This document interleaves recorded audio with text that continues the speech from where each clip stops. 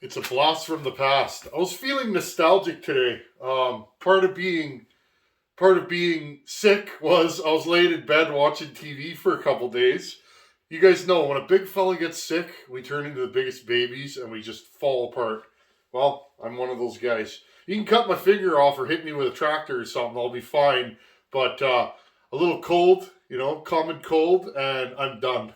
Funny how that works, but it's true. Anyhow, some recommendations came up I was watching some of Harvey's videos from back in the day, some of Bucket's from like 5 or 6 years ago when I first started watching them, and some of my videos popped up, my early stuff, and friends, I kind of forgot about the bench.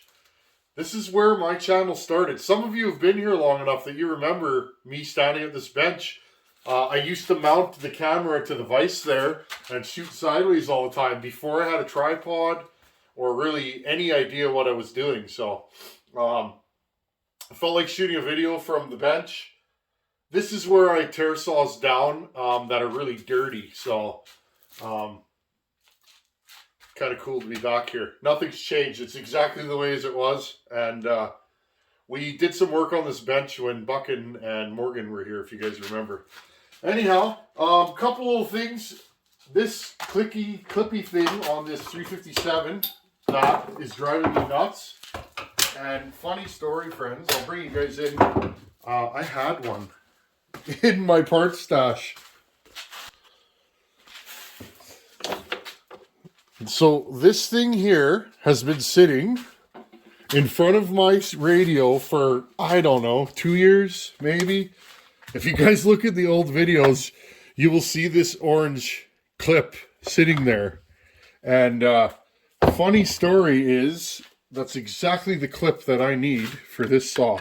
I think you got to undo this screw. I can't remember. I haven't changed one of these in quite a while. Maybe you don't. We'll see. Nope, I think that screw has absolutely no bearing. Okay, so you take this,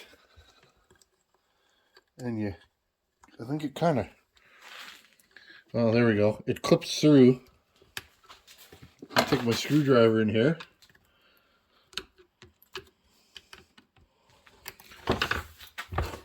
Maybe I should have practiced this before I just dived into a video.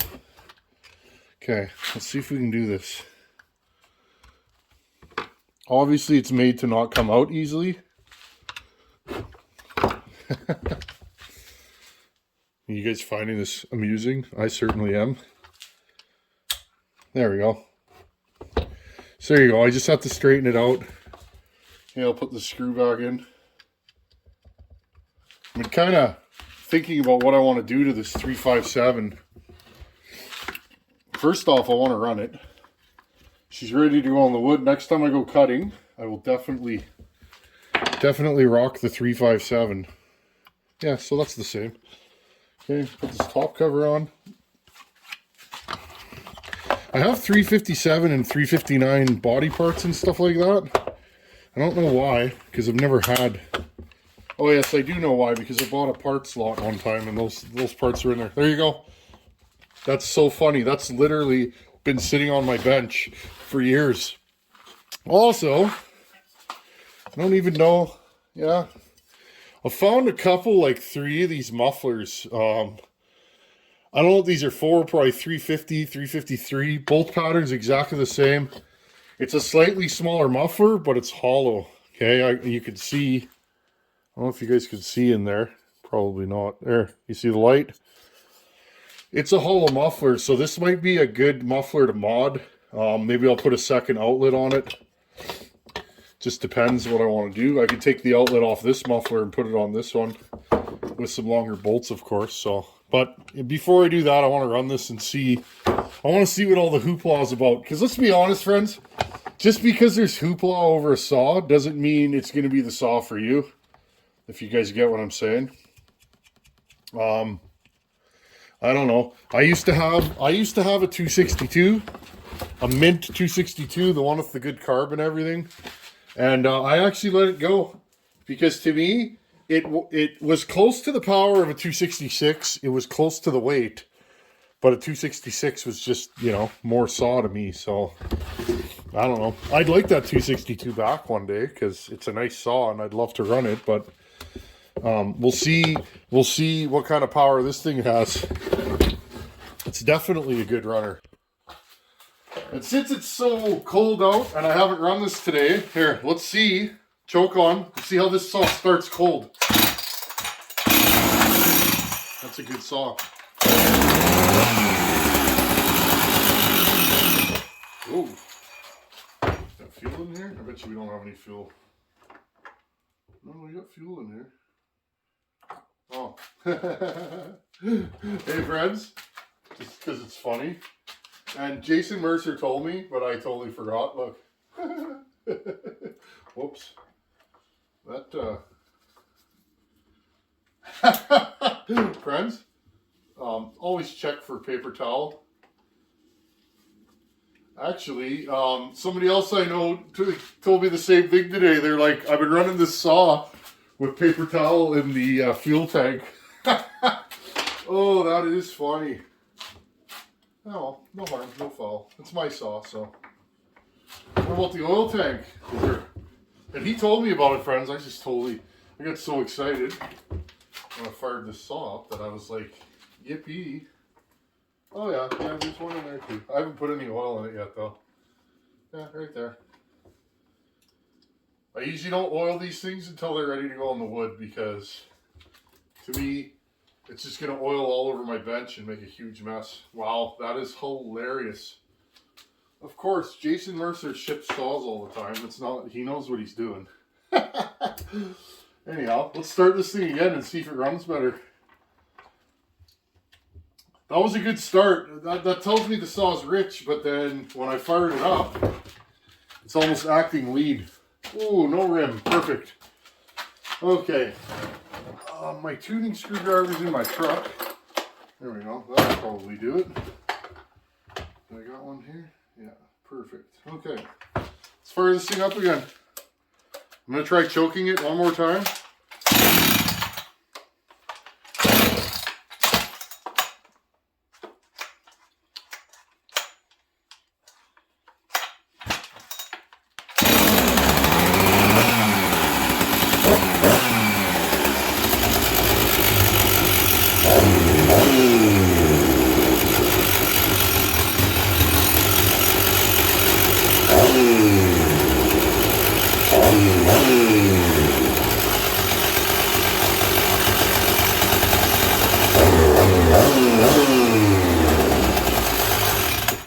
Okay friends, this one's ready for the wood. It seems to run. Be right back, then we gotta work on Hogan's saw. Okay, Hogan's saw. You guys have seen this thing run. I'll put a dual port muffler on it. This is just a test muffler that I use for saws that I'm gonna pipe. If I'm gonna mod the muffler, I'll mod the muffler, but for saws that I'm gonna pipe, this is the muffler I generally use. It's an OEM 272 muffler. Okay, so this saw here has a couple of issues that I'm not happy with. Number one, okay, hold on. Okay, look, trigger's fine, right? If you give that a good palm and you pull the trigger up, look.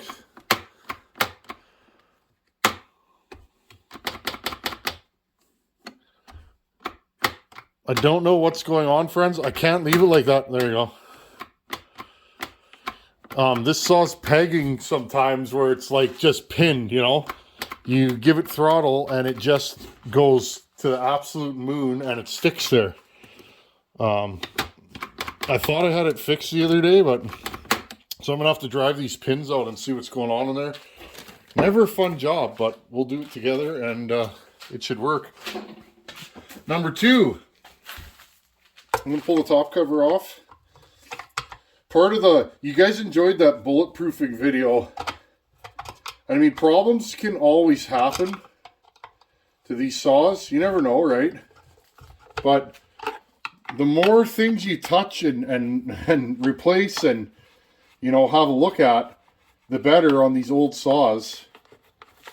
These saws are old, you know. This saw's probably what? This saw's a 1988, friends, so it's pretty new for a 266. The earliest 268s I've seen are 1987. sometimes 86, but 87. Look how nice and clean that saw is. And of course, friends, we went with a Meteor cylinder on this one. Compression's coming up nicely. Haven't really run it much, but... Okay, so 2 issues with this saw. Number 1, kill switch only works sometimes. I hate that. So that's not the way I like to party. I like everything to work on my saws. If they don't work, it bothers me. Okay, so we'll take that off. Another thing I kind of want to do is cut another gasket and jack this up, because you guys can see that's from this rubbing on the air filter. Okay, and it just again, that could cause it to stick. It's not doing it on this saw, but I have seen saws like that. So first things first, I'll bring you guys in close. So I see that you guys are enjoying learning how to work on these saws. Just gonna get you real close here. Just shooting from the hip this week, friends. And just having fun. YouTube's fun, right? You're never gonna see me being negative on this channel, because it's like, YouTube's fun. If you're not having fun YouTubing, I don't know. You must be doing something different than me, because I enjoy this. I really do. I'm always excited to come out to the shop and share what I'm doing with you guys. And I'm always excited to, you know, learn new things about power saws. Okay, now I'll take this screwdriver. I'm not used to filming here. Some of those early videos I did were pretty rough. You guys, if you guys are ever bored, go back in the channel. And if you have a channel and you think, oh, my stuff's not as good as whoever, I'll just use my name for the sake. I'm not saying my filming is always the greatest, but, you know, if you think, oh, my stuff's not as good as the Tin Man's, well, go back in my channel and have a look. Filming, getting the shots comes with practice. That one should be good. That's an OEM. I do have aftermarket switches, but I haven't had any problems with the aftermarket switches. But again, this is a logger saw, and I want it to get run. People always ask, like, how long do these saws last? Well, it depends on who's running them. Bucking seems to be really good to his saws, but I mean, friends, if you're cutting daily and you get a couple of years out of a saw, you're doing quite well, from what people tell me. And again, I am not a logger. I'm not an arborist. I'm a firewood hack at best. I just build these things.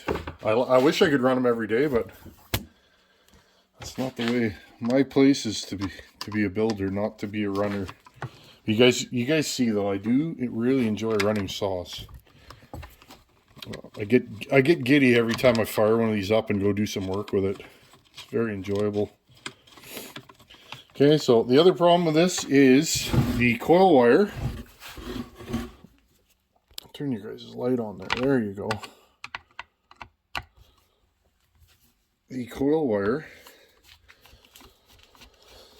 is frayed, which bothers me, because it could ground out and cause the saw to short out. Had that happen. One of the first saws I ever rebuilt, I can't remember what it was now. It was a Husky of some sort. Might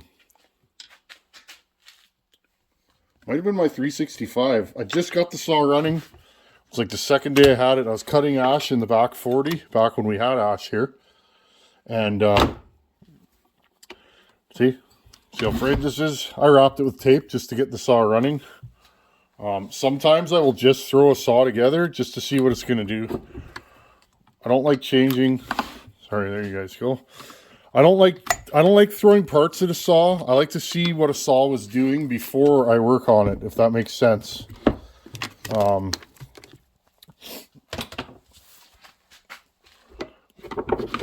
don't like to just give her and just start throwing parts, because sometimes you can mess how a saw runs, if that makes sense. Now, something like this I'm always going to fix, but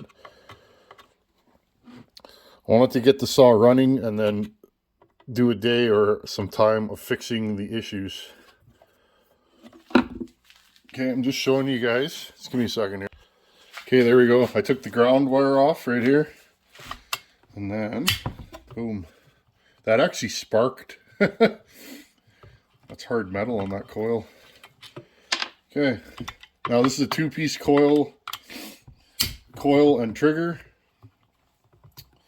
I don't think I've ever seen a 66 with a one piece. 68s, 268s, and 272s have a one piece ignition.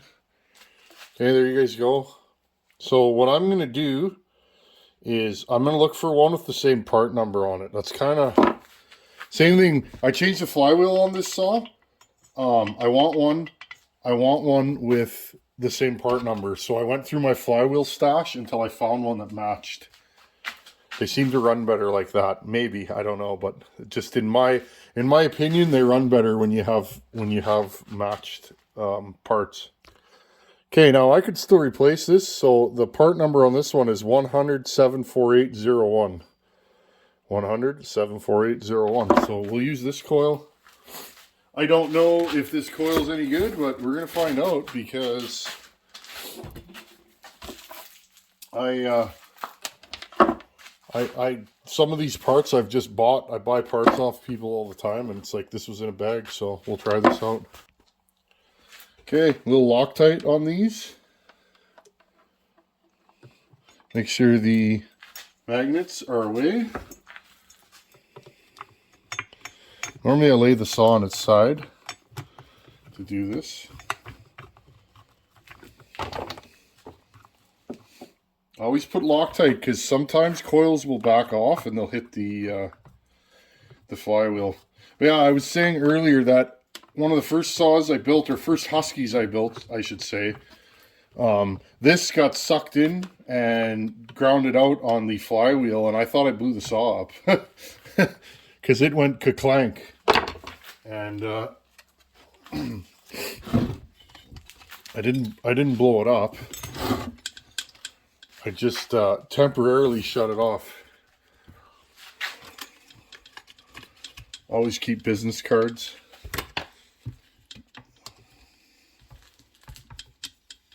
Okay, turn the flywheel that way. Oops. It's a good sign. It has a strong magnet on it. Okay, turn your flywheel around.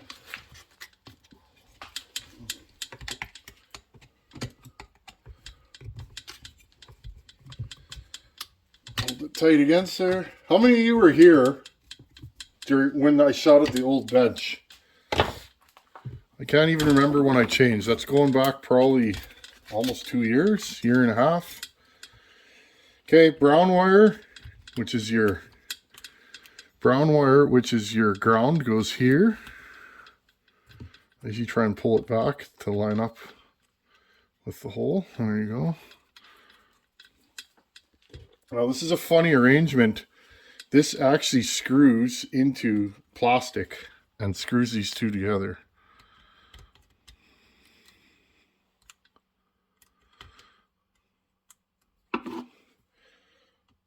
Sorry if you guys can hear me sniffling. I'm still clearing up my nostrils from being sick, and it's cold out. I got the door open, listening to the geese. Just a nice quiet day. It's a quiet evening. It's nice. There you go. Oops, that cracked. Okay, so you put that in there, and then usually what I'll do is you want to tuck this in. There's a little groove there. There you go. Tuck that in there so it's not going to go anywhere. Okay, I paused you guys there. I'm not sure where we left off. Now, one thing I always do with these, I wrap this wire with electrical tape, only for one reason. It fits better in these clips here, okay? These wires, they tend to get old and brittle and want to crack where they bend and everything. And sometimes they rub through here and here. So what I end up doing always with these saws is I end up wrapping them. So there you guys go. We could even pull it over if you want and see if this coil and switch is working. And then what I'll do, I'll try not to make this video too long. Okay, so it's on. Just give me a second here, friends. Okay, got the recoil on, switch on.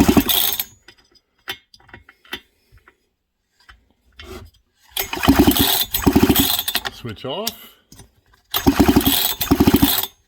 Switch on. Switch off. There we go. Perfect. Okay, so I think we're going to keep this video, we're going to stop it where it was for today. There's more work to be done on this saw, friends, and I want to break it down and really show you guys what I do to the saws to make them what I call bulletproof, bomb-proof, reliable, whatever you want to call them. These old saws, you got to be diligent or you're going to mail the saw away and it's going to have problems. Sometimes you're going to have problems regardless, but all in all, friends, the more work and the more things you touch and move and try and, you know, see if they're broken, the better, the less chances you're going to have of having trouble. That frayed wire on the old coil, where was it? Right here. Okay. This wire here, friends, was so frayed that it's going to break and you're going to have a saw that doesn't run anymore. What good is that when you're out in the bush cutting somewhere and you're doing a job and now your saw's dead? It doesn't have to be just because you run old saws and they're not reliable, but you got to go over them. Once you go through them and replace 20, 30 years of neglect and broken parts and little things like that. Remember, friends, Hogan's been running this saw for about 2 years. Okay? So 2 years is long enough in production. These saws get hot and full of pitch and all that stuff. 2 years is long enough in a production saw to wear out a lot of stuff. So I'm just going through it, and anything I see I don't like, I'm fixing. So so there's part of it. In the next video, I'm gonna play with this carburetor. The linkage on this carb, I have a binding issue, friends. One thing I'm noticing is the hole is too big in the carburetor here. So I'm going to replace the shaft in the carburetor. And also, I'm going to drive this pin out and show you guys how to service the handle, because these can get sticky also. You guys can see that. See, it's sticking? We can't have that. That's not only dangerous, but that'll blow the saw up, right?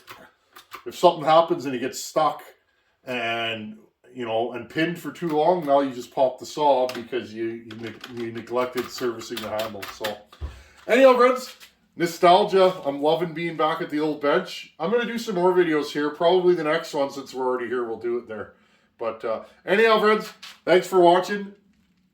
Take her easy. Later.